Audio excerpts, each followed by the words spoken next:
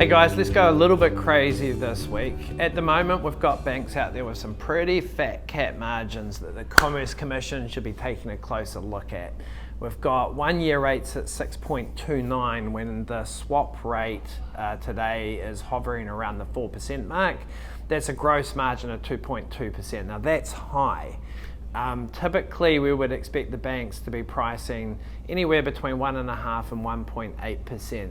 Now of course those swap rates have been dropping, which has fattened those margins up. What's going to be the catalyst for change is the OCR announcement coming up on the 9th of October.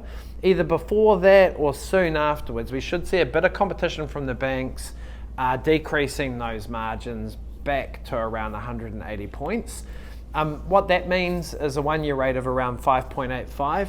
I think the more interesting dynamic to look out for in the next few weeks is if the Reserve Bank comes out on their OCR date with a view that they're going to drop rates sooner and faster, i.e. the market starts to anticipate that most of these reductions will come through in the first half of next year, that could see longer term funding costs drop a bit further.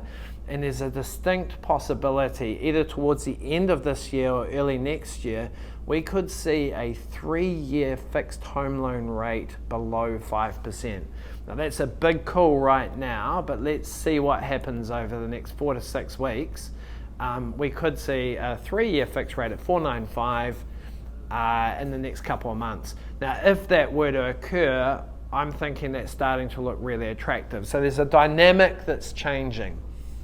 At the moment, brokers are out there and the market generally is out there saying fix short in anticipation that rates will fall.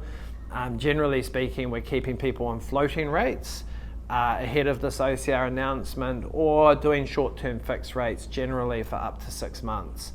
After this OCR change, we'll probably be getting people starting to fix for a year, because that 1 year fixed rate is going to drop below 6% and it will look quite attractive. But more interesting will be, when do you start to fix longer term?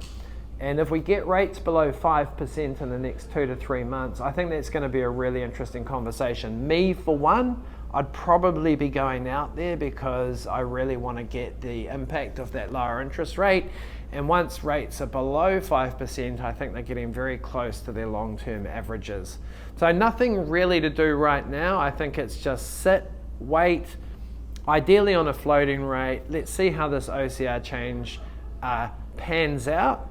The interesting factor is that those longer term rates could start to look quite attractive over the next 8 weeks.